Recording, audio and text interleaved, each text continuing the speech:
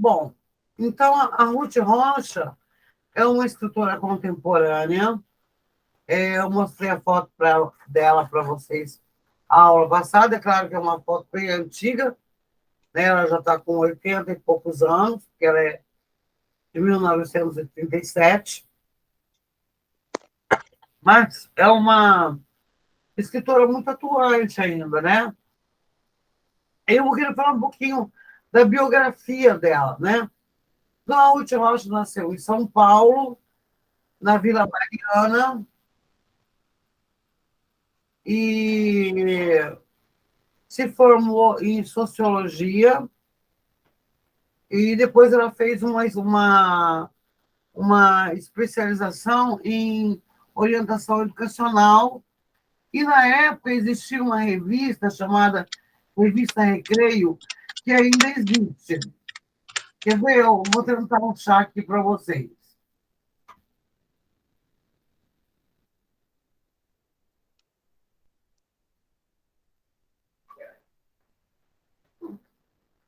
Ô, prof, quando eu era criança, eu tinha várias dessa revistinha aí, Recreio. A Recreio é para fazer exercício, né? É, e vinham com uns brinquedinhos nela, tipo uns brindezinhos. Aí eu tinha vários. Ah, então, a Ruth Rocha, ela explodiu, na verdade, na revista Recreio. Por quê? Ela foi convidada pelo Caloca, um amigo dela, para escrever as historinhas para crianças ali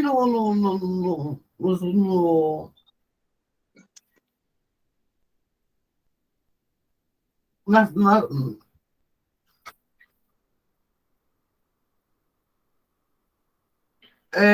no rodapé da página.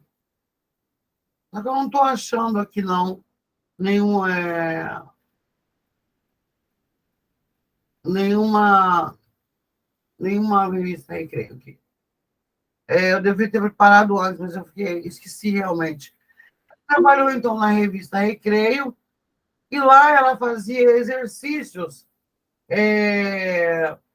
para crianças, né? Desde a fase de pré-alfabetização. Bom dia, quem entrou agora? Eu, prof, bom dia. Bom Giovana, dia, Giovana, tudo bem? tudo bem, e você? Tudo bem, graças a Deus. Que bom, então, prof. Que bom. Semana cansativa, mas ainda bem, né, que a gente está bem. E ela fazia os textos é, desde a pré-alfabetização, ilustrando textos também com pontilhados, traçados, aquela coisa que a gente via principalmente no método tradicional, né? Cobrir pontilhado, fazer exercício de ligação. E aí ela começou a escrever pequenos textos para o aluno complementar o final, né? É, e aí, em 1976, ela escreve o primeiro livro dela, chamado Palavras, Muitas Palavras, que eu vou tentar exibir para vocês. Tá? Mas não agora. Ô, Lucas, Oi. Lucas Douglas, é, Lucas, você poderia falar um pouquinho da Rua de Rocha? Da sua Sim, sim, experiência de trabalho com a Rua de Rocha?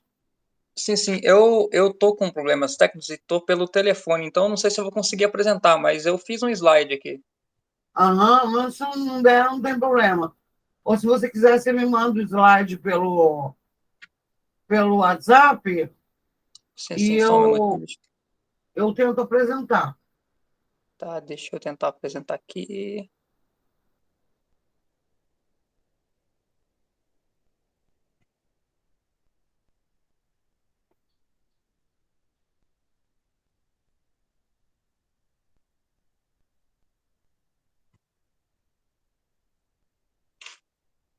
Vamos ver se vai.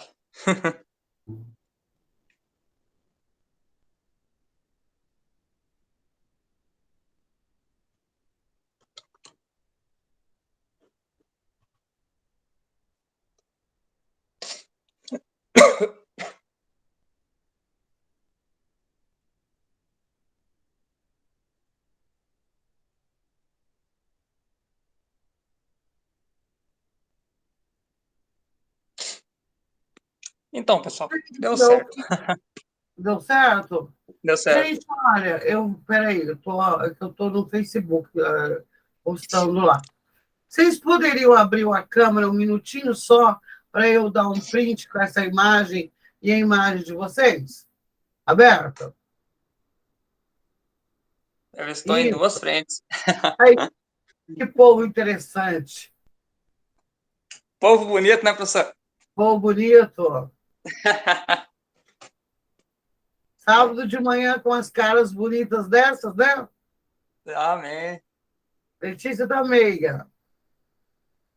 Gleice, sua imagem também é apagada. Guilherme, você não vai abrir a câmera? Lucas, Caroline, Thaís, Heloísa, Giovana? Aberta, prof. Ô, prof, a minha não tá aberta, não?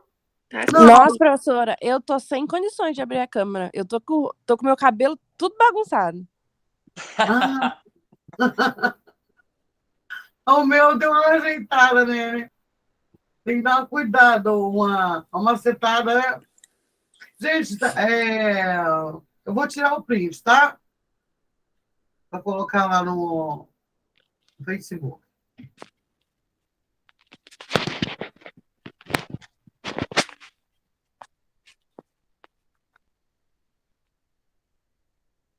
Só um minuto.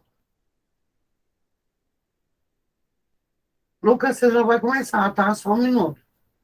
Tá bom. Tô colando aqui a imagem. Eu tirei, eu vou colocar lá, prof. Hum? Tirei uns prints, eu vou pôr lá também. Tá. Gravou uma imagem. Tá ficando muito bonito, principalmente esse último print aí que eu tirei, viu? Uhum. Lucas, pode começar, então. Você fez Ok. um lindo slide aí da simpática Ruth Rocha. Então, vamos começar. Esse aqui, na verdade, ele é um recorte do trabalho que eu fiz de TCC, juntamente com a professora Maria Miguel, em 2021. Nós trabalhamos a Tetralogia dos Reis. O título do trabalho ele era Literariedade, Denúncia e Crítica Social. Eu vou passar aqui à frente. Então, como eu estava falando para vocês, aqui começou na introdução. O nosso principal objetivo era analisar as 4 obras da escritora Ruth Rocha. Nesse trabalho, ela fazia uma descrição de poder da época e os problemas sociais, porque a gente sabe que quando ela começou essa escrita, ela estava no crivo do problema social chamado ditadura militar, né? Que era conhecido como os anos de chumbo. E nessas obras, ela vai trabalhar com 4. Nós vamos trabalhar com 4, quer dizer, o Reizinho Mandão, que foi publicado em 1978, O Rei que Não Sabia de Nada, que foi publicado em 1980, O que os Olhos Não Veem, que foi publicado em 81, e por fim o Sapo Vira Rei Vira Sapo, que a senhora falou, se não me engano, na aula passada ou retrasada. Boa volta do Reizinho Mandão, né? Exatamente. Você tem aí o scanner do Rei que Não Sabia de Nada, Lucas? Professor, eu acredito que não, hein? Porque eu também não tenho, porque o meu livro sumiu. Eu tenho dos outros 3 aqui, estão no jeito para a gente usar. Então, eu tenho o livro, só que está guardado na outra casa. Eu tenho o livro, só que não está escaneado. Não, mas não tem problema. Você traz para mim na faculdade e quando você puder, eu peço para escanear. Tá? Tá bom, tá bom. Agora, os outros então, voltando... eu tenho aqui, eu já baixei o SlideShare deles. Pode continuar. Ok. Pessoal, é o seguinte, eu usei aqui como referência a LaJolle e a Zimmermann, e elas descrevem a literatura infantil, que a literatura infantil, ela começou, a gente começou a ter livros direcionados à criança só na primeira metade do século XVIII. Até então, a gente não tinha essa escrita, essa produção direcionada exatamente para a criança. Existiam outros livros, mas que poderiam ser, mas não era aquela coisa assim, não, isso aqui é determinado para criança. Não, não tinha isso. Aí, em Deixa eu só fazer um 1600... recorte aí, Lucas. Por quê? Porque a Oi? noção de infância vai nascer nesse momento, né? Com a ascensão da Revolução Francesa, nasce o conceito de infância, porque antes disso as crianças eram tratadas como mini adultos. Elas se vestiam como adultos, frequentavam cerimônias de execução, é, e trabalhavam desde muito pequenas, ou seja, não havia um período na vida da pessoa que dissesse, olha, esse momento é diferenciado, ainda é uma criança, né? Esse conceito de infância nasce aí no século XVIII, começo do século XIX, já está bem mais amadurecido. Assim como o século XX deu origem à noção de adolescência, né? Que a gente não tinha antes. A minha geração mesmo foi uma geração que começou a ouvir falar a palavra adolescência. Mas a gente lia naquelas revistinhas, Ana Maria, Capricho, que agora acho que só tem online, o termo, e a gente era com curiosidade, né? Que período é esse da vida da gente que é chamado de adolescente, né? E que diferença tem, porque o cérebro tem informação ainda, né, do adolescente. Exatamente. Não é um período. Bom dia, Gabriel. Tudo bem? Bom dia, Gabriel. Pode continuar, Lucas. Ok. Então, pessoal, aqui eu trouxe algumas das publicações da época, as Fábulas de La Fontaine, que de 1668 e 94, e as Aventuras de Telêmaco, de Fénelon, que aqui teve um erro aqui, mas é 1717, que foi publicado depois da morte do autor. E por último, a gente Bom tem dia, uma Gabriel. coisa Oi. a gente tem uma coisa curiosa aqui, porque ó, os contos da Mamãe Gansa, título original, histórias ou narrativas passadas com moralidade, esse texto, essa publicação, ela foi feita por Charles Perrault em 1697. Só que, para vocês verem como é que a literatura infantil, ela sofreu uma espécie de preconceito literário, porque ele recusou assinar a primeira edição do livro. Ele falou assim, ó, esse livro aqui não fui eu que escrevi, foi o meu filho que escreveu. Isso mostrava como que a literatura infantil ela era considerada uma literatura menor, uma literatura marginal, entendeu? Uhum. E o cara se recusou a assinar o livro, e justamente a pessoa que recusou a assinar esse livro foi um dos responsáveis por essa maior propagação da literatura infantil. Inclusive, depois dessa publicação dele, as pessoas aderiram muito aos contos de fada. Foi um negócio assim, foi um boom praticamente. Uhum. Volto, por favor, uma coisa que a gente deve observar também aí é o título, né? O pessoal que está no quarto ano, o Gabriel, a Maria Eduarda, o pessoal que está estudando já a literatura infantil comigo, ou os meus orientandos, né? Que eu já conheço um pouco da Ruth Rocha, e eu já falei sobre isso, né? Um pouco de literatura infantil e juvenil, que o título é interessante, Os Contos da Mamãe Gansa, título original, histórias ou narrativas passadas com moralidade. Então, o próprio nome já diz que era um texto utilitário, né?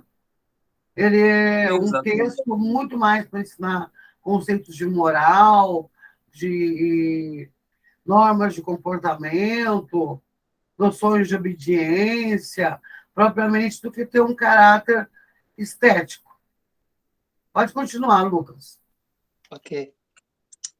Aqui a gente vai trazer uma perspectiva assim, que não foi de exclusividade francesa o desenvolvimento da literatura. Até porque aqui estavam envolvidos fatores econômicos de outros países. E quando a gente fala de fatores econômicos, a gente não pode deixar de citar a Inglaterra, porque lá foi o berço da evolução industrial. E aí que a gente entra também na questão do surgimento das novas tecnologias, da maior produção de livros, né? E houve essa industrialização Ontem eu estava e essa... conversando com o segundo ano, eu estava falando do quarto período, desculpa, e eu estava falando desse período exatamente em que a literatura vai virar mercadoria, né? Porque Exatamente. ela vai entrar num processo de produção industrial. E a Inglaterra vai ser o berço, porque aí a publicação do Daniel Defoe e com o Robinson Crusoe, ou Crusoe, e também do Jonathan Swift, com As Viagens de Gulliver, né, que são as duas primeiras obras que, na época, os adultos liam muito, né, e hoje é adaptado mais para o público infantil e juvenil. Ah, sim, sim. Ok. Quando a gente pensa em literatura, a gente não pode deixar de refletir que é o seguinte: a literatura, ela desde sempre, ela andou de mãos dadas com o quadro econômico. Porque se você pensar, quando houve esse boom de industrialização, e a gente também entende aqui que na época as crianças elas não eram obrigadas a estudar. Quando houve esse boom, houve tecnologias novas como a tipografia. Quer dizer, houve um aumento significativo de livros. Só que para você vender livros, principalmente o infantil, as crianças têm que ter uma capacidade. Essa capacidade chama capacidade de leitura. Então, eles tiveram meio que fazer umas manobras. Por quê? Porque até então a escola não era obrigatória. A escola era só Ela para a vai classe se mais... tornar obrigatória a partir de 1789, com a Revolução Francesa. Aí nasce a escola pública e uma tentativa de equalizar a sociedade, né, de tornar a sociedade menos desigual, surge a escola pública e aí então explode o mercado do livro, porque tem que se abastecer a escola pública com esses livros. Como Exatamente. acontece agora, né? Na última aula eu trabalhei com vocês o que os olhos não veem, na aula passada, e lá está escrito na capa, mais de 1 milhão de títulos vendidos. Mas esse 1 milhão já sai da editora vendido, entendeu? Porque tem que distribuir no Brasil inteiro, em todas as escolas. Então, 1 milhão é uma cifra pequena, perto do que vende o mercado para criança e adolescente. Exatamente. Então, aqui a gente retrata sobre a substituição da produção em pequena escala e a adoção de manufaturas mais complexas. E aqui a gente não deixa de pensar também na questão do livro, que a produção explodiu e, nesse caso, a gente tinha que ter a capacidade da criança de conseguir ler. Então, aqui entra o fator escola, né, que a gente vai falar mais para frente. Então, aqui a gente traz as mudanças mais importantes dessa época, que foram a mudança política, que a burguesia ela se consolida como classe social, né? Porque até então ela não era. E essa classe social ela tem uma reivindicação política, só que ela é ao contrário da Revolução Francesa. Eles evitam grandes confrontos, mas, se necessário, eles utilizavam dessa tática para conseguir as suas intenções. E a incentivação de instituições. E aqui, nesse caso, a gente tem duas, né? A família e a escola, que vai ser uma das mais importantes aliadas a esse interesse burguês. Aí eu trouxe aqui uma citação da Silberman, não sei será que vai dar tempo de apresentar tudo, professora? Professora? Acho que ela deve ter saído. Mas, enfim, eu vou ler. Não. Eu estou com o microfone desligado, para não te Ah, sim? atrapalhar. São quantos slides? Deixa eu ver. Só um minutinho. São bastante, hein, professor? 21, se eu Então, não me engano. fala o que foi essencial, né? E aí, a aula passada, a aula que vem, a gente continua, a gente vai retomando isso. Ok. Então, vamos pular isso daqui. Uhum. A gente falou sobre os recursos tecnológicos, né? Como a senhora Uhum. mencionou, a condição de mercadoria, porque a literatura, a partir do momento que ela se torna condição de mercadoria, o que é uma condição de mercadoria? Os escritores analisam e pensam, puxa vida, esse mercado está ficando bom, dá para a gente lucrar. E sempre tem essa questão mercadológica envolvida, né? A gente já falou Inclusive, sobre a geração da Ruth Rocha, que é de 1970, vai ser marcado por essa literatura. Inclusive, a revista Recreio era vendida em farmácias, supermercados, né? Ou seja, houve uma popularização muito grande da literatura, né? Com fins mercadológicos mesmo. Quer dizer, além de vender para as escolas, eles vendiam também como se vende sabão, como se vende detergente, né? Todo lugar que você ia estavam expostos os livros. Exatamente. Então, a gente já trabalhou a capacidade de leitura que exigiam da criança. As crianças de todos os segmentos da sociedade frequentavam a escola, porque até então não era. Era só a criança de uma elite, que tinha mais capacidade financeira dos pais, etc. E a partir desse momento, não. A escola começa a se tornar um negócio obrigatório. Todas as crianças deveriam estar na escola, estudando, enfim. Aqui a gente tem a Anne e a Ruth, da Bastos. Eu acho que não vou precisar falar sobre isso, porque a senhora já meio que falou sobre a biografia da autora. Só vou trazer algumas questões aqui, por exemplo, como ela trouxe um rompimento da ideologia dominante, uma escritora de maestria. E vamos pular. Aqui eu faço uma referência à professora Maria Miguel, porque eu usei ela como referência no meu trabalho.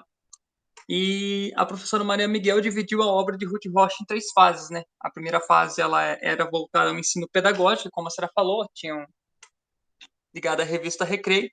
A segunda fase aí já é num período mais conturbado, num período ditatorial, onde que ela abre a sua voz por meio da literatura dirigida às crianças, isto é, uma literatura dirigida às crianças e só passou pelo crivo da ditadura porque acreditavam-se que a literatura até naquela época era é uma literatura menor, as crianças são bobinhas, elas não têm capacidade de ser um ser ativo na sociedade. Então, entre essas e outras, a literatura infantil ela passou despercebida, vamos supor assim. E a terceira fase é após a sua especialização em educação. Eu vou passar aqui. Aqui a gente tem a análise do Reizinho Mandão. Professora, a senhora trabalhou o Reizinho Mandão na última aula, né? Ou penúltima, se não Não, me eu engano. trabalhei, o que os olhos não veem.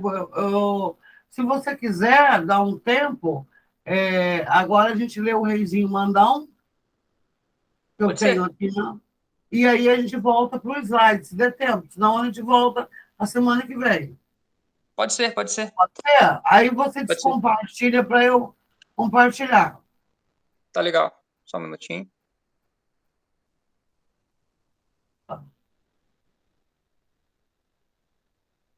Ok, parei de compartilhar.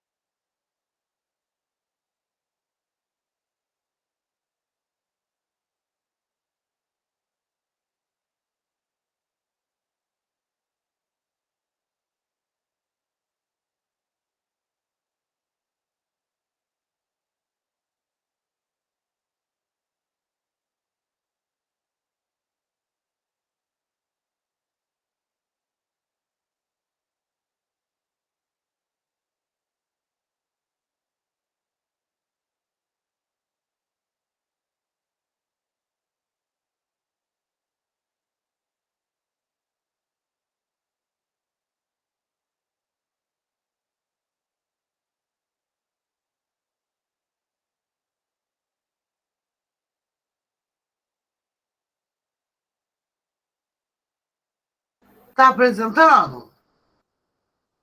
Tá sim, professora. Tá dando para ver com visibilidade? Eu tô Sim. conseguindo. Tá, porque agora eu não vou ver vocês, porque eu vou estar na página da. Eu estou exibindo, tá? Tá bom. Bom, tá aparecendo na capa, né? Então, uma coisa muito importante a gente observar a partir dessa geração mercadológica é a valorização do ilustrador. E no caso aí, essa versão do Reizinho Mandão, porque é uma tetralogia. O Reizinho Mandão é o primeiro que ela escreve, depois ela escreve O que os olhos não vê, desculpa, O Rei que não sabia de nada, depois ela escreve Sapo vira rei, vira sapo, que a gente viu a semana passada, e depois ela escreve O que os olhos não veem. É uma tetralogia, segundo a Zilberman e a Lajolo. Ô, Júlia. Oi, Daí, tô. você conhece esse? Não. Não? É que você é tão conhecedora da Ruth Rocha? Tem que você conhecesse também. Então, A gente, Júlia tá vamos com moral, hein? observar a qualidade da imagem, né?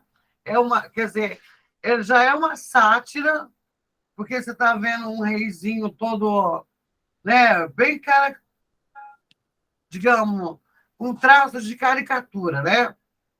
Uma coroa grande na cabeça, ou seja, é uma versão esqueci como é que fala, tá? E aqui a gente tem um bobo da corte, e aí começa. Quem pode ler, gente? Mas é leitura em sistema de cordel, com rima, tá? Quando Deus engana a gente, passarinho não voar, viola não tocar, quando atrás for na frente, no dia que o mar secar, quando o prego for martelo, quando cobra usar chinelo, cantador vai se calar. Então, vocês percebem que é um ritmo de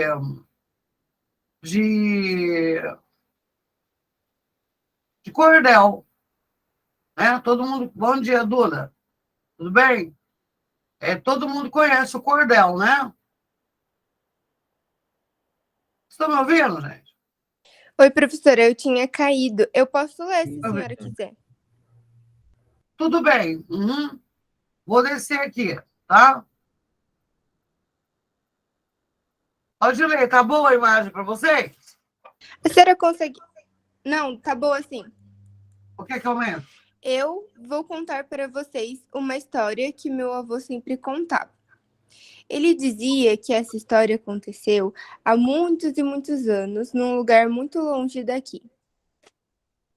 Isso. Então, era para fugir da crítica direta à ditadura militar, ela vai dizer, olha, naquele estilo de conto de fadas, né? Foi lá naquele lugar, era uma vez, foi alguém que me contou.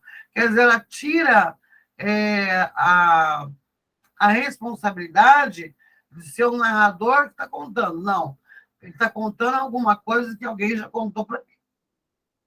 Pode ler, Maria Eduarda. Nesse lugar tinha um rei, daqueles que tem nas histórias, da barba branca batendo no peito, da capa vermelha batendo no pé. Então, vamos olhar o desenho, né? A gente tem aqui um rei, né? Com a barba... Ô, que bárbara!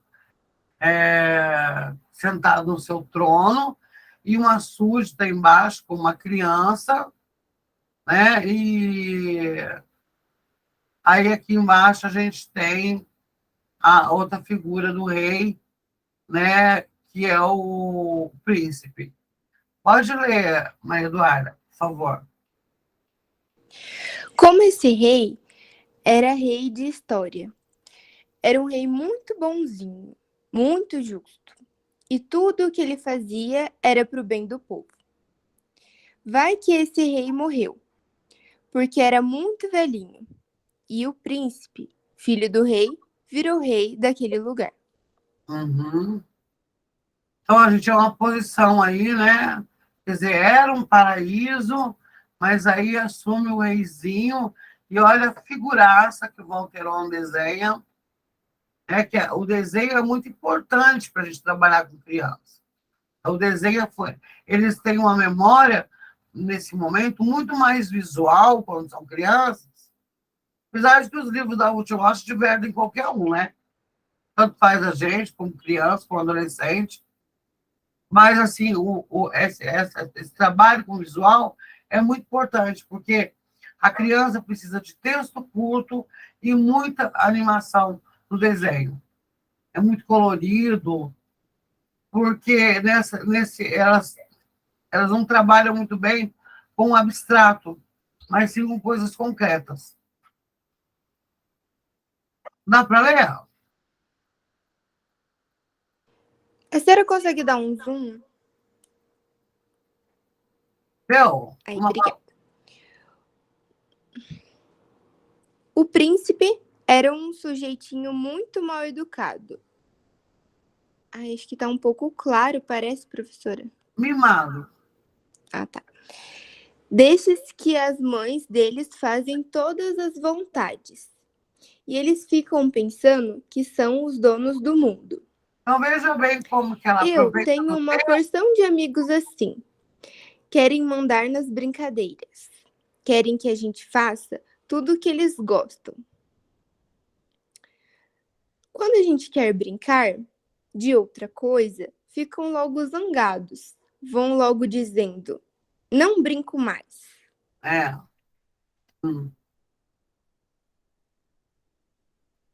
Aí, ó, né, o reizinho esbravejando, né? Porque ele que manda, ele que é o rei daquele lugar.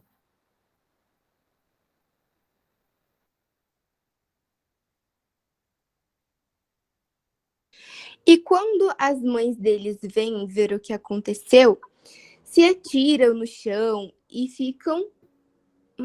Oxinhos. Isso. Ai, eu não tô conseguindo enxergar. Esperneiam e tudo. Isso. Não, é que ele pode, como eu aumentei, ele ficou mais claro. Então as mães deles ficam achando que a gente está maltratando o filhinho delas. Então, como eu estava contando, o tal do príncipe ficou sendo o rei daquele país. Isso. Olha o povão, olha. Né? Bem caracterizado, né? E o reizinho ali, né? Dando lei já. Aham. Pode ler. Precisa ver que o reizinho chato que ele ficou. Mandão, teimoso, implicante, xereta. Ele era tão xereta, tão mandão, que queria mandar em tudo que acontecia no reino. Quando eu digo tudo, era tudo mesmo. A diversão do reizinho era fazer leis e mais leis. E as leis que ele fazia eram as mais absurdas do mundo. Gente, qualquer semelhança com a contemporaneidade é mera coincidência, viu? Olhem só essa lei. Fica terminantemente proibido cortar a unha do dedão do pé direito em noite de lua cheia. Uhum. Agora, por que é que o reizinho queria mandar no dedão das pessoas? Isso ninguém jamais vai saber. Outra lei que ele fez. É proibido dormir de gorro na primeira quarta-feira do mês. Agora, por que é que ele inventou essas tolices? Isso ninguém sabia. Eu tenho a impressão de que era mesmo mania de mandar em tudo.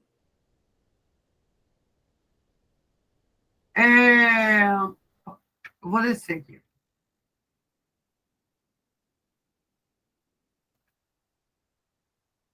Gente, olha que desenho hilário, né? Ele nervoso, né? Dando ordens e fazendo orçamento secreto. Daí Aí a repórter pergunta para ele e fala: acabou a entrevista. Essa porra, não gosto. Não é? É igualzinho ele. Parece que a gente está vendo a figura. A professora está instigante hoje, hein, professor? Não, mas não dá a impressão que esse texto é contemporâneo? Ah, com certeza. Muito atual. Mas continua, gente. Continua, Maria Eduarda. Os conselheiros do rei ficavam desesperados, tentavam dar conselhos a ele, que afinal é para isso que os conselheiros existem. Eles explicavam que um rei tem que fazer as leis importantes para tornar o povo mais feliz. Mas o reizinho não queria saber de nada.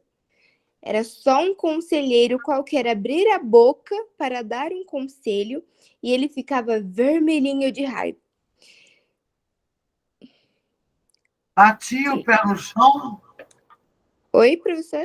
Batia o pé no chão. Isso, obrigada. É que eu sou um pouco cega. Eu também estou com o meu óculos aqui, estou com dificuldade, é que está um pouco caro mesmo. Batia o pé no chão e gritava de maus modos. Cala a boca, eu é que sou o rei, eu que mando. Olha, veja bem. Cala a boca, eu que sou o rei, sou eu que mando. Caramba! E vocês vão ver, né?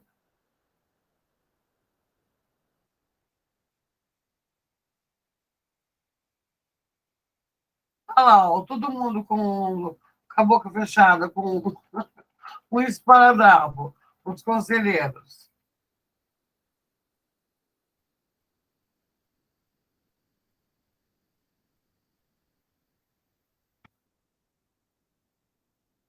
Pode ler, Eduardo. Podia ser ministro, embaixador, professor, e tantas vezes ele mandava que o papagaio dele acabou aprendendo a dizer cala a boca também. Tinha horas que era até engraçado. O reizinho gritava, cala a boca! E o papagaio gritava, cala a boca!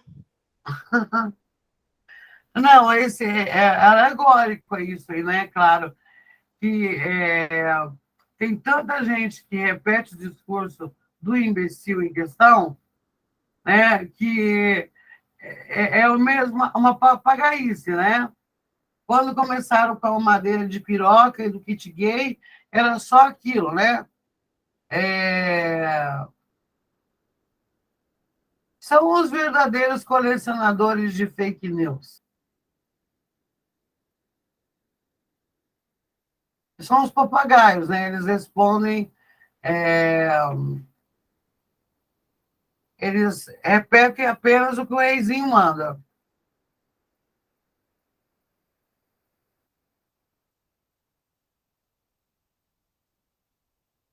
Pode continuar, Eduardo.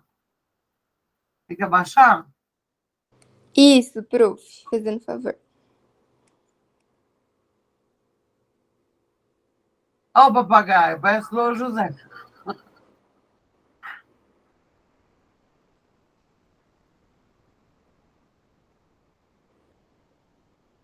As pessoas, então, foram ficando cada vez mais quietas, cada vez mais caladas. É que todo mundo tinha medo de levar pito do rei. E, de tanto ficarem caladas, as pessoas foram esquecendo como é que se falava. Isso, porque, assim, à medida que uma ideologia vai se impondo, as pessoas vão esquecendo as coisas, né? E vão repercutindo os valores da classe dominante. Então, aí ela faz questão de colocar um sujeito descalço em cima de uma pedra, né? Dá para ver que ele está com um aspecto sujo.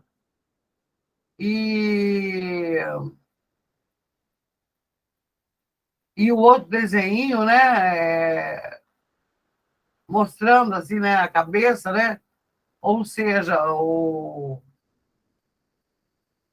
mostra a boca, né, como se estivesse com fome, e o outro mostra a cabeça, né? E faz assim com a mão, né? Quer dizer que não tem nada a dizer. Aham. Até que chegou um dia em que o reizinho percebeu que ninguém mais no reino sabia falar. Ninguém.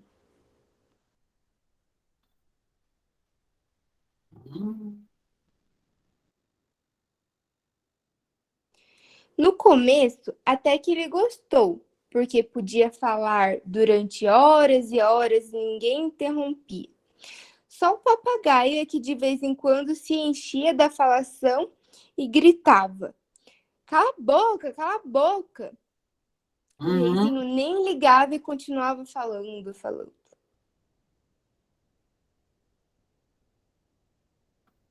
Veja a rainha, né? E o reizinho, né? A Michelle. Isso aí. Ele está falando, Michelle.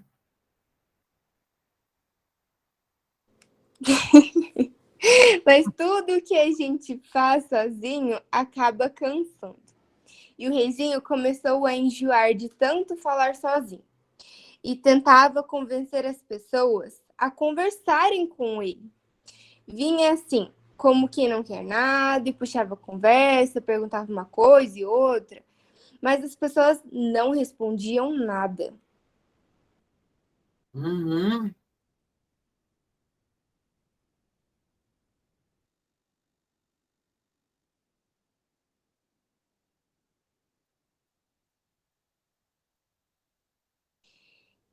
Ele aí foi ficando louco da vida. Gritava com as pessoas, xingava, chamava os guardas para prender todo mundo, mas ninguém dizia nada. Não é que as pessoas não quisessem falar, elas não sabiam mais falar mesmo. Nem os conselheiros podiam dar o menor conselho, eles não sabiam mais como.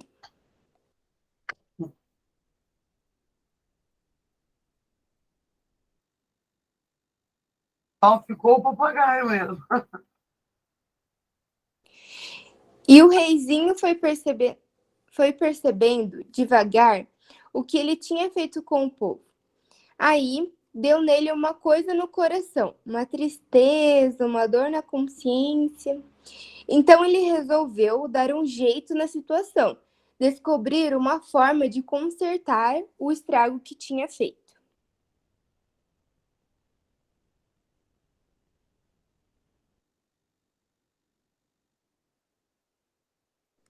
Resolveu visitar o reino vizinho, onde ele tinha ouvido falar, antes que todo mundo calasse a boca, que havia um grande sábio, capaz de resolver problemas do arco da velha. E quem foi que o reizinho escolheu para ir com ele?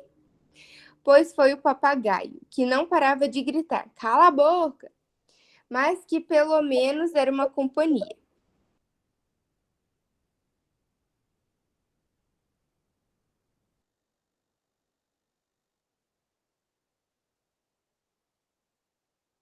O reizinho botou o papagaio no ombro, deu uma última olhada no castelo e saiu para a estrada em busca do sábio.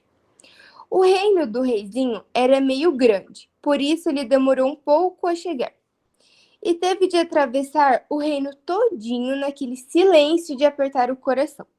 Por isso, quando ele atravessou a fronteira e entrou no reino vizinho, professor, acho que tem um negócio. Isso.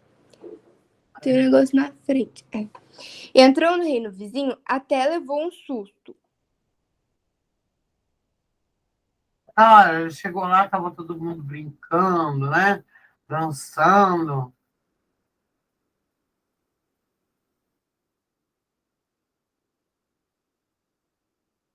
Pronto. Era um tal de gente cantando, dançando, conversando.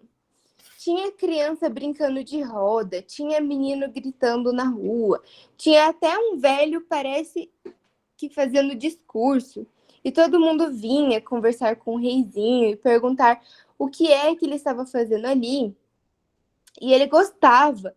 E lá ia conversando muito direitinho, sem mandar ninguém calar a boca, nem nada.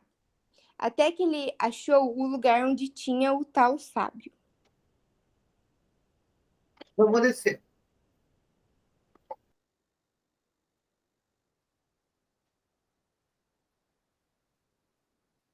Uhum. Era um velho miudinho, que falava pelos cotovelos. Se fosse antes de ter acontecido toda essa história, aposto que o reizinho ia logo mandar que ele calasse a boca. Mas agora o reizinho estava muito diferente. Até pediu desculpa por estar incomodando. E quando o sábio interrompia o rei, ele nem ligava. Ficava dando umas risadinhas para agradar o velho.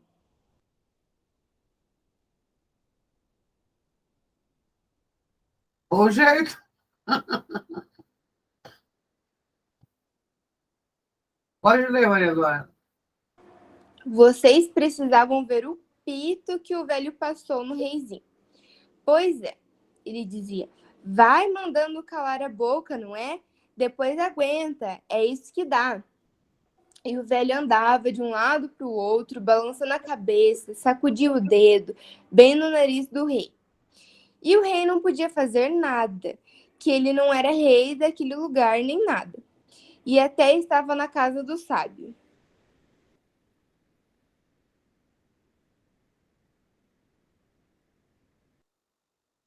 De repente, o velho sossegou, sentou junto do reizinho e disse: Olha aqui, mocinho, esse negócio de ser rei não é assim, não. Não é ir mandando para cá, ir mandando para lá. Tem que ter juízo, sabedoria. As coisas que um rei faz, fazem acontecer outras coisas. Veja só o seu caso. Mandou o que mandou. Inventou uma porção de leis bobocas. Mandou todo mundo calar a boca, calar a boca, calar a boca. De certo, com medo de que todo mundo dissesse que você estava fazendo bobagens, pois todo mundo calou. Não era isso que você queria? O reizinho abaixou a cabeça, desapontado. Veja bem, cara. É muito bonitinho. As ilustrações do Valterano são muito interessantes, né?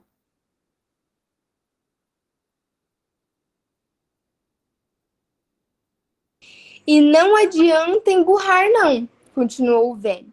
Agora você tem que dar um jeito nessa situação. É isso mesmo que eu quero, falou o reizinho. O senhor me diga o que eu devo fazer, o que eu faço. Pois muito bem, falou o velho. O que você tem que fazer é sair pelo reino, batendo de porta em porta.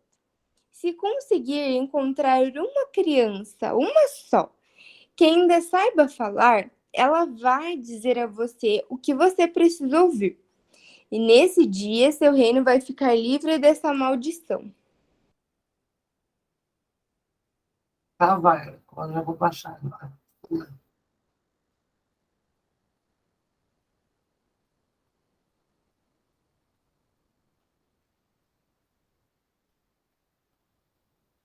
Uhum. Mas o que ela vai dizer? Perguntou o reizinho aflito. Ah, isso eu não sei, disse o sábio.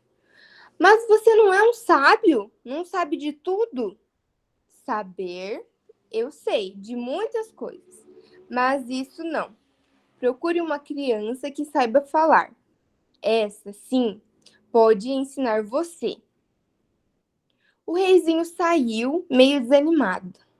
Esse negócio de sair assim, sem mais nem menos, batendo de porta em porta, não ia ser fácil. Pode abaixar, professora. Só um minutinho. É que eu estou procurando um vídeo aqui ao mesmo tempo. Mas, Mas que remédio era sua única esperança? certo.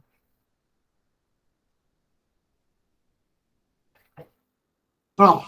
E lá se foi o reizinho, de papagaio no ombro, de volta para o seu reino. Vocês precisavam ver quanto o reizinho andou. Ele percorreu o reino inteirinho, batendo de casa em casa, sempre perguntando se as pessoas conheciam uma criança que falasse. Mas em todo lugar que o reizinho batia, as pessoas ficavam muito espantadas, com muito medo dele, e balançavam a cabeça para lá e para cá.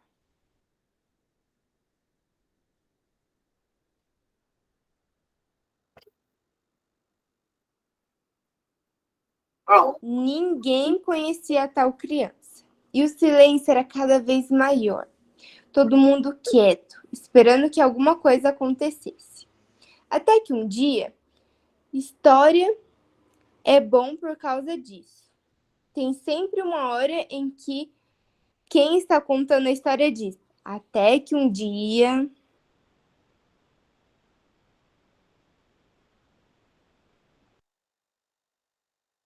Pode abaixar, professor.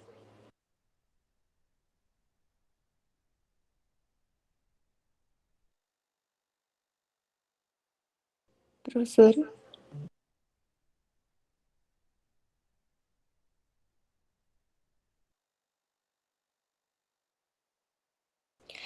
Pois até que um dia o reizinho chegou perto de uma casa e reparou que do lado de dentro estavam fechando as janelas.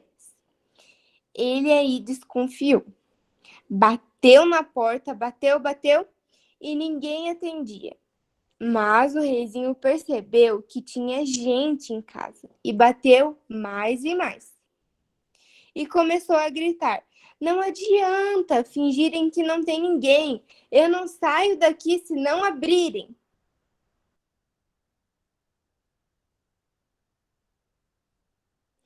Aí a porta da frente foi abrindo, devagarinho, e apareceu uma velha. O reizinho fez a mesma pergunta que ele fazia em todo lugar. Por favor, minha senhora, nessa casa não existe uma criança que ainda saiba falar? A velha sacudiu a cabeça, assustadíssima, fazendo sinais para o reizinho ir embora. E olhava para dentro amedrontada, como se estivesse escondendo alguma coisa. O reizinho ficou desconfiadíssimo com a atitude da velha. Então ele empurrou a porta e foi entrando.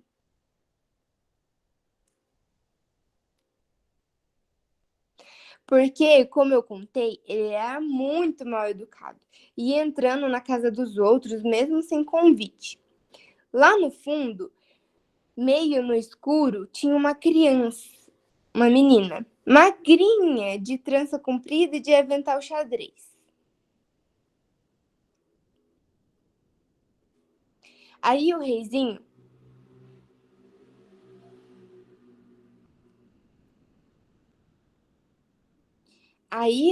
reizinho foi indo na direção da menina, parou perto dela e perguntou com uma vozinha toda macia: então, linda menina, não vai me dizer alguma coisa? A menininha, nada. Como é, minha flor? Diga alguma coisa para o seu rei ouvir. Anda! A menininha, nada. Mas o reizinho estava muito desconfiado. Ficou vermelhinho de raiva e desmontou. Olha aqui, minha filha. Eu sou o rei, sabia? Trate de dizer alguma coisa. Já! A menininha não disse nada, mas o papagaio, ouvindo a voz antiga do reizinho, arrepiou-se todo e gritou: cala a boca, cala a boca, cala a boca! Quando o papagaio disse isso, precisava ver a cara da menininha. Ela ficou toda vermelhinha também, arregalou os olhos, muito brilhantes, e gritou com toda a força: cala a boca, já morreu! Quem manda na minha boca sou eu!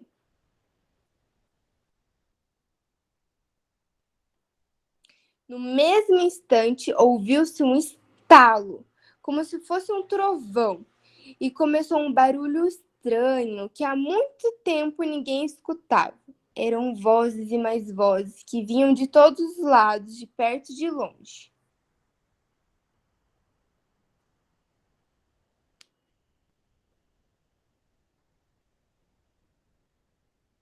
Pode descer um pouquinho, professora. Eu estava abrindo o áudio. Então, gente, não sei se vocês estão percebendo, a, a Ruth Rocha ela vai dar para a criança a capacidade de expressão. Vocês perceberam isso? Então, ela pega um dito popular, cala a boca, já morreu, quem manda na minha boca sou eu, e vai... Isso é uma característica lobatiana, né? Essa menininha aí, ela lembra um pouco a Emília. Aliás, a Emília tinha esse ditado, né? Cala a boca, já morreu, quem manda na minha boca sou eu. Eu vi várias vezes quando passava na televisão, quando eu era criança pequena, lá em Barbacena. E outra coisa é essa voz, né, estrondosa, que lembra as manifestações populares, que agora não estão tendo mais, porque o povo está tremendo de medo do reizinho, né? Todo mundo tem medo dele colocar o exército em cima. Então, agora ninguém está, né, fazendo aquele pato ridículo da Fiesp, né, dizendo que o povo quer pato. Não, a Maria Eduarda realmente é uma loucura. Muito legal. As obras dela são muito legais, viu, gente? Não sei se vocês estão gostando. É, é, Podem comentar aí no chat, tá? Hoje eu estou militante, Gabriel. Né? Eu estou sempre militante. Eu vou voltar ao texto, viu, Maria Eduarda? Ok? Pode ir, prof. Uhum.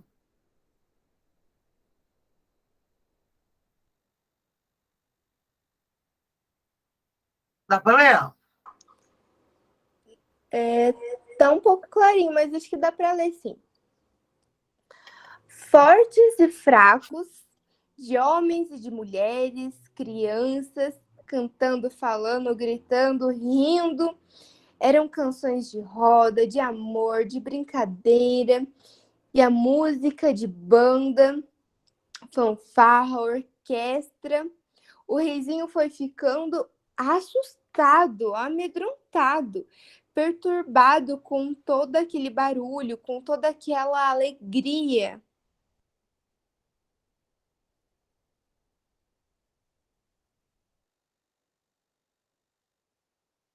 Tampou os ouvidos com as mãos, mas não adiantou. O barulho foi deixando o reizinho apavorado, até que ele não aguentou mais e saiu correndo pela estrada. O fim dessa história, meu avô não sabia. Uns contam que o reizinho ficou com tanta raiva, com todo mundo dizendo tudo o que pensava, que fugiu para longe e nunca mais voltou. Outros dizem que ele desistiu de ser rei e deixou o lugar para o irmão dele.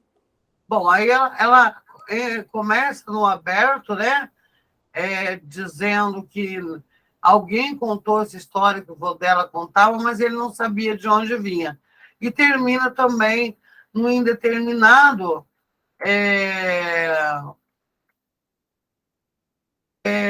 dizendo que não sabe qual foi o fim dele. E aí, por último, ela dá um conselho, né? E há quem diga que quando o encanto se desfez, o reizinho virou sapo e anda por aí pulando, coachando, esperando que alguma princesa dê um beijo nele e ele vira um rei de novo. Por isso, se você é uma princesa, vê lá, hein? Não vai beijar nenhum sapo por aí, porque os reizinhos mandões podem aparecer em qualquer lugar. Isso, né? A gente está vendo o reizinho para tudo quanto é lugar aí, né? Na Rússia, na Venezuela, né? Em tantos lugares aí. E aqui no Brasil, né? A gente tem a figura do rei mais forte do que nunca. Ele foi considerado como um cidadão de destaque na ignorância. Uma revista importante aí, esqueci o nome, eu vi no Kauai, como cidadão do ano, como o mais imbecil, né? Dos últimos tempos. Lucas, Oi. Lucas, a gente pode continuar semana que vem? Não, tranquilo, professor. Porque agora eu vou colocar uma semana passada, eu coloquei uma música do Chico Buarque para terminar, para vocês refletirem, né? E hoje eu vou colocar outra. A semana passada eu coloquei O Que Será. Agora, hoje eu vou colocar Apesar de Você. Só que me dei só um segundinho, um momento que eu já abro o microfone.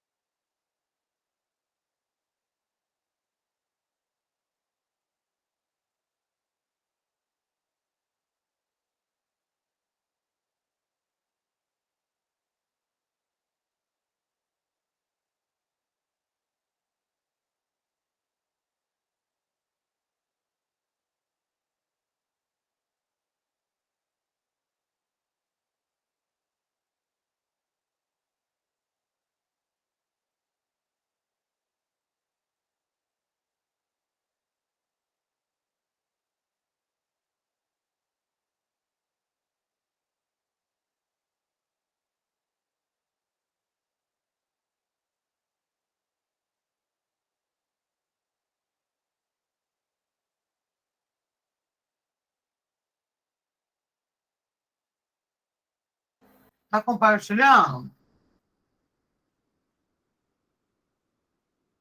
Tá? Tá sim, prof. Tá sim. Gente, olha, peraí. Isso aí, o Jô Soares fez na época que eu tinha um programa de humor, o Vivo Gordo, a sátira do Reizinho da Ruth Rocha. E aí eu achei aqui no YouTube, vou passar para vocês. São 2 minutos e pouco, tá? Vê se vocês estão ouvindo o som normal.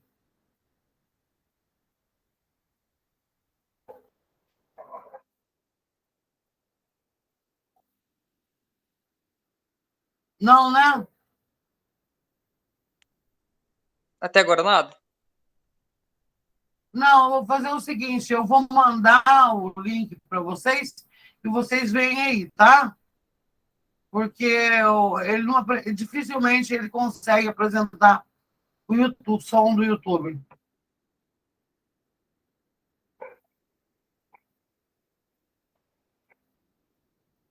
Vou mandar aqui pelo chat, tá?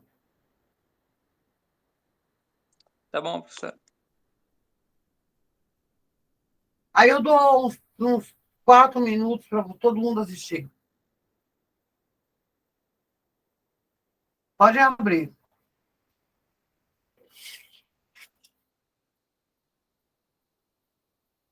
Inclusive eu, né?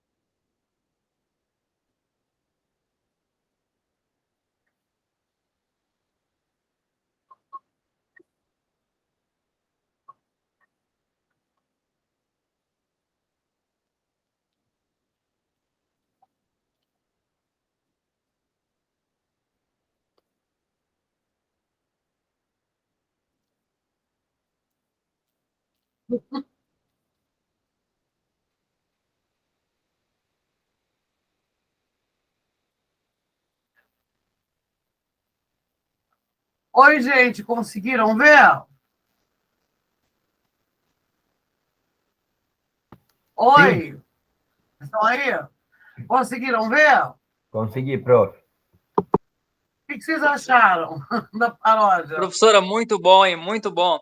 Ele falou que existia tanta gente Muito. mamando no reino que faltava leite para as crianças.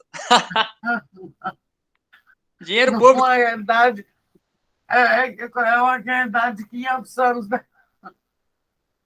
Rogério, o que você achou? Da Professor, aula, eu sou fã do Jô Soares, né? Eu assisti quando era criança o Viva o Gordo. Eu também assisti, É não perdi um quadro, Eizinho. É fantástico. E do livro, e da aula? Sim, excelente, professora. Eu até estava pensando como que, não sei se todos os envolvidos com a ditadura, né? Os Aham. militares, eles eram burros demais, porque parece que é tão claro para a gente, né, o que eles estão falando. Uhum. E apesar da censura, conseguiu-se fazer muita coisa, né? Na música, na arte em geral. Uhum.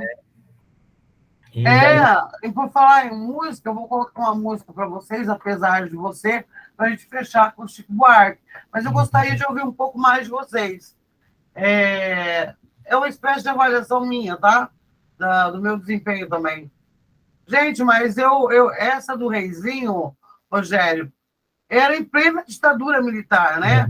Foi no fim da década de 70, mais ou menos, e eu não entendia nada. Eu ria porque eu achava o Reizinho muito engraçado. É hoje que eu olho com uma consciência crítica da realidade, né? Que a gente sabe que ele está parodiando e criticando ao mesmo tempo o regime militar.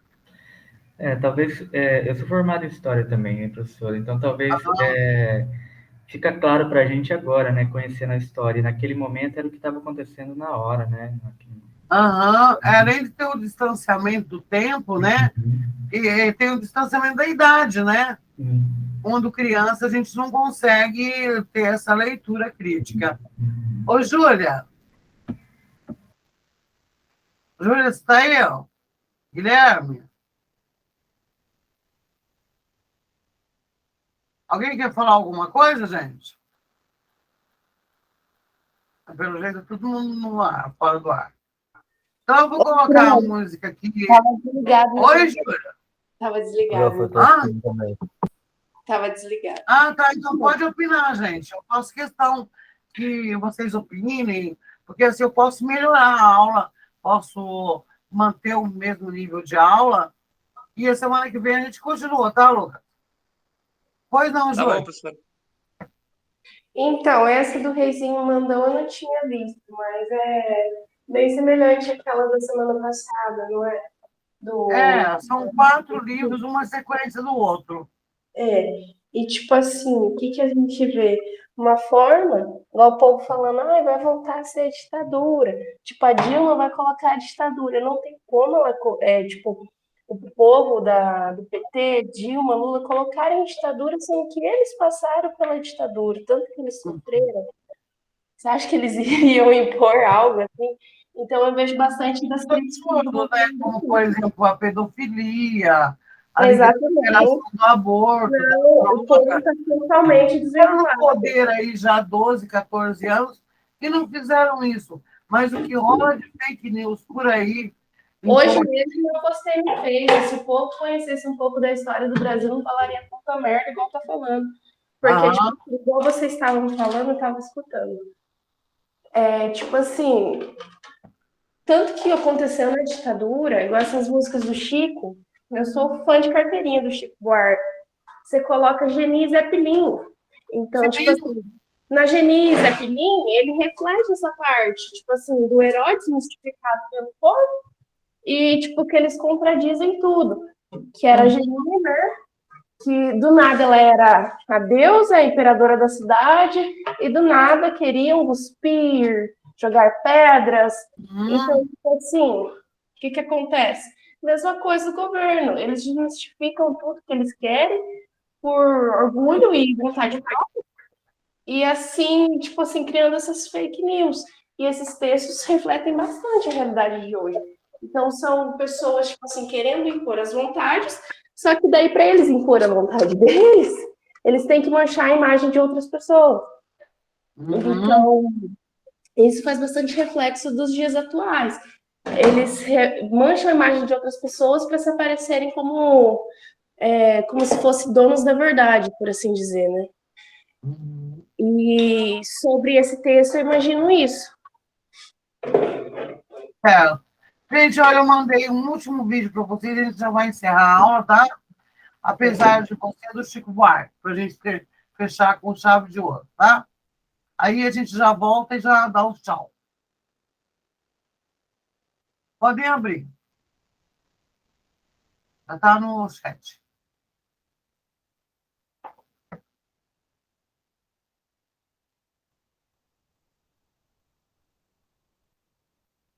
Ai, prof, eu já ouvi essa música, é linda. É linda. É uma esperança, né? Sim, sim.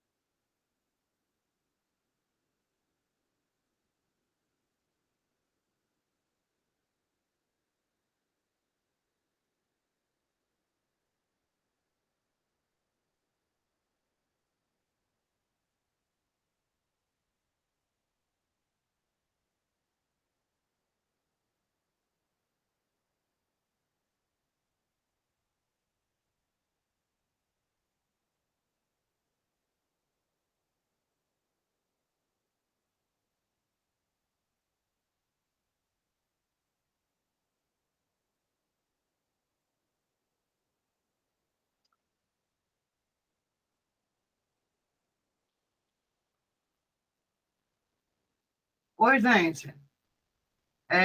A melhor parte dessa música é aquela que diz assim, que eu vou morrer de rir esse dia de vir antes do que você pensa. Gostaram? Muito bom, professor. E esclarecedor demais. É muito, realmente. Eu queria ter a carga horária de literatura infantil e juvenil para poder trabalhar tudo isso minuciosamente. A gente tem que trabalhar o conteúdo todo correndo, né? Porque é muita coisa. Mas, gente, Lucas, Guilherme, Júlia, Thaís, Natiele, Maria Eduarda, Rogério, Lucas, o pessoal todo que compareceu, muito obrigada. Tenham um excelente final de semana, muito abençoado, tá? Beijos a todos e a todas. Beijo, E prof. Bom final de semana. as minhas Tchau, referências. prof. Beijo. Professor, Obrigado pela aula. Foi enriquecedora demais. Eu adorei. Obrigada. Beijo, gente. Tchau, tchau. Bom fim de semana, prof. Pra você também, né? Lucas, depois a gente conversa, tá? Tá bom, professor? Tchau, tchau. Tchau, tchau.